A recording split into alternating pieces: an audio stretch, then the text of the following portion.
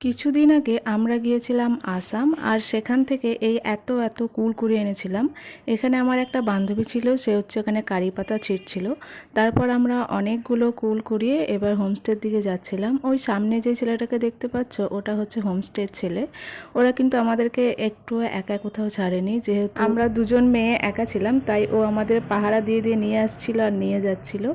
তারপর আমরা চলে যাচ্ছিলাম হোমস্টের দিকে। জায়গাটা কিন্তু খুবই সুন্দর, আমার তো ভীষণ ভালো লেগেছে। আমার ছোটবেলা থেকেই একটা ইচ্ছে ছিল আসাম, ভুটান এসব জায়গাগুলো কীরকম, ওখানকার মানুষজনটা কীরকম, এগুলো জানার আমার খুব ইচ্ছে ছিল।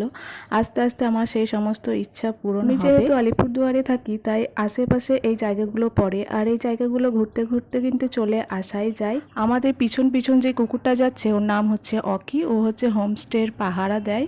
এখানে কিছু বোতল আছে, তোমরা জেনে থাকলে কমেন্টে জানিও এই বোতলগুলো কিসের।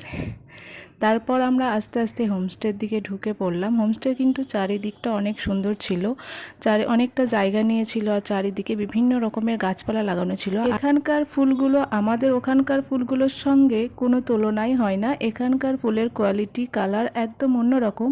আমাদের ওদিকেও জবা, গোলাপ এরকম সব ফুল হয়, কিন্তু ওরকম কালার বা কোয়ালিটি থাকে না। এখানকার গাছগুলোর কোয়ালিটিগুলোই অন্যরকম, হয়তো আসাম বলে।